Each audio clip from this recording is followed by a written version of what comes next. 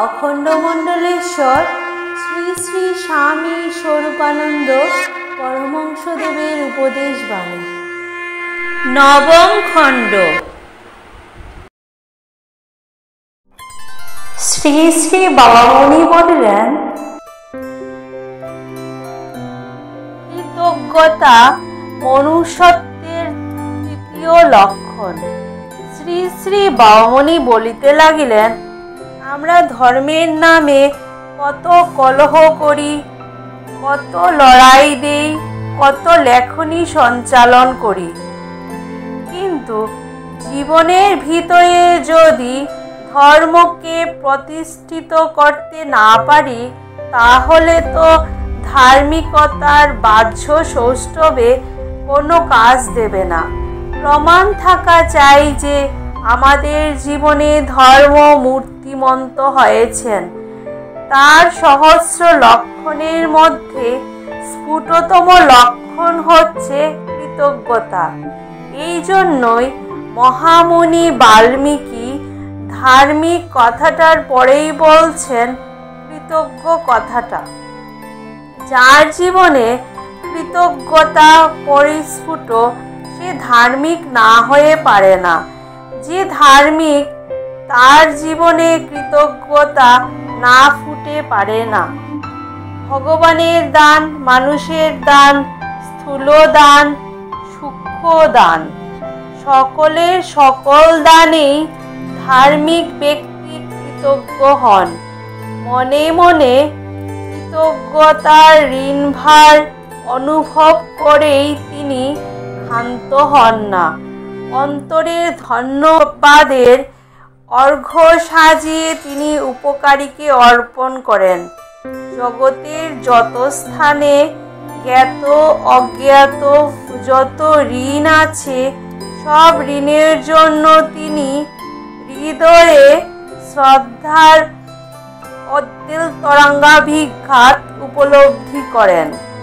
একটি ক্ষুদ্রতম প্রাণী থেকে ক্রমবিকশিত হয়ে কোটি কোটি বৎসর ধরে আবর্তন বিবর্তনে রূপান্তর পেয়ে পেয়ে আজ এই মনুষ্য দেহ হয়েছে। এভাবে বৈজ্ঞানিক বিবর্তনবাদীদের মতানুসারেই চিন্তা করো, অথবা একটার পর একটা করে 84 লক্ষ যোনি পরিভ্রমণ করে কত জননীকে কত ক্লেশ দিয়ে ক্রমে ক্রমে এই মনুষ্য জন্ম লাভ করেছি। এভাবে জন্মান্তরবাদীদের চিন্তা করো, লক্ষ্য করলেই বুঝবে একটা প্রাণীর কাছেও তোমার ঋণ স্বীকার না করে উপায় নেই। সর্বত্র ঋণ স্বীকার করা ধার্মিকতার জ্বলন্ত লক্ষণ। কারণ কৃতজ্ঞতা মানবকে ঔদ্ধত্য বর্জিত করে, বিনয়ী করে, বিনম্র করে। ধার্মিকের পবিত্র হৃদয়ে কৃতজ্ঞতা যেন একটা স্বয়ংজাত গুণ, একটা সত্যসিদ্ধ সম্পত্তি। সত্যশীলতা মনুষ্যত্বের চূড়ান্ত লক্ষণ। শ্রী শ্রী বাবামণি বলিলেন, কিন্তু জগতের সকলের নিকটই যার ঋণ, জগতের সকলের নিকটই যে কৃতজ্ঞ, জগতের সকলের প্রতি পরস্পর বিরোধী কর্তব্য এসে দাঁড়ালে সে কার নির্দেশ নিয়ে কর্তব্য নির্ধারণ করবে? একজনের দ্বারা আমি উপকৃত বলে তার প্রতি আমার কৃতজ্ঞতা রয়েছে, ঠিক এইরূপ আর একজনের দ্বারা আমি ঠিক ওই রকমই উপকৃত আছি, ফলে তার প্রতিও আমার কৃতজ্ঞতা রয়েছে। এই দুই ব্যক্তি একই সময়ে আমার উপরে একই বিষয়ে সমান সেবার দাবি করলেন, যা একজনকে দিতে গেলে আরেকজনকে দেওয়া যায় না। সে সময়ে আমি কি করব? কার নির্দেশে চলব? এই সমস্যার মীমাংসার জন্যই কবিগুরু বাল্মীকি মুনিশ্রেষ্ঠ নারদকে জিজ্ঞাসা করলেন, কোন ব্যক্তি সত্যবাদী? সত্যবাদী শব্দের মানে এখানে শুধু সত্যবাদী নয়, এর মানে সত্যচারী, সত্যশীল, সত্যানুসরণকারী।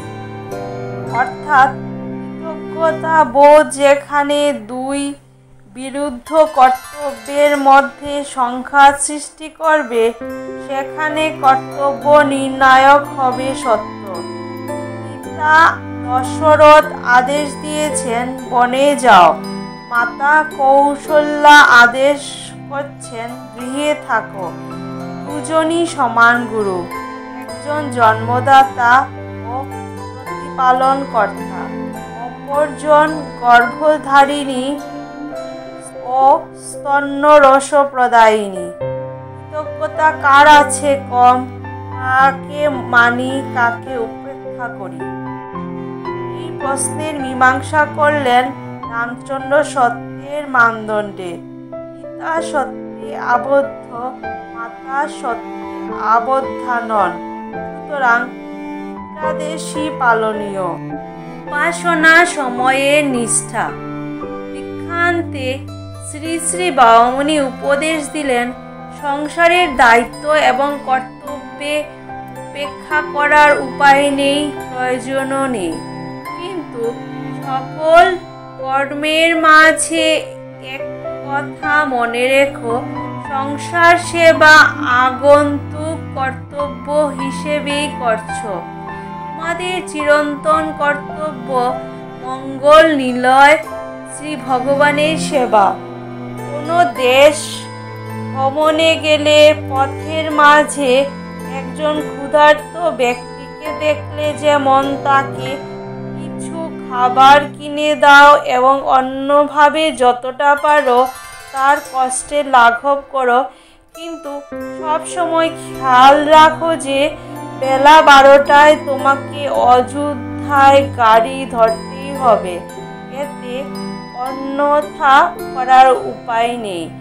ঠিক তেমনি সংসারের প্রত্যেকে সাধ্যমতো সেবা করবে, কিন্তু গাড়ি ধরবার সময় এলে আর এক চুল দেরি করবে না।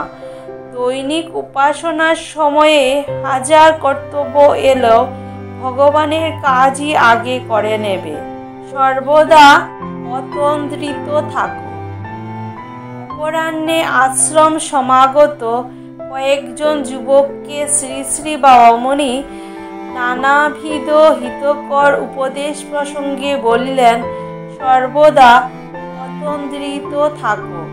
নিমেষের তরেও বিস্মৃত হও না যে চতুর্দিকে সহস্র মায়াজাল ছিন্ন করে তোমাদিগকে জ্ঞানময়, ঋতময়, প্রেমময়, আনন্দময় জ্যোতির্লোকে সত্য আস্বাদন লাভ করতে হবে।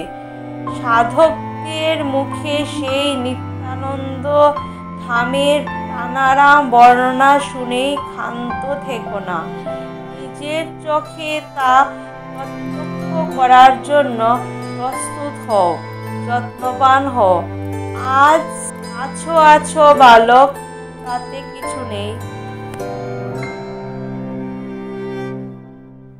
শুরু থেকে শেষ অবধি আমার এই ভিডিওর পাশে থাকার জন্য আমার সকল বন্ধুদের জানাই অসংখ্য ধন্যবাদ। আপনারা সবাই ভালো থাকবেন, সুস্থ থাকবেন। আবার কথা হচ্ছে পরবর্তী ভিডিওতে।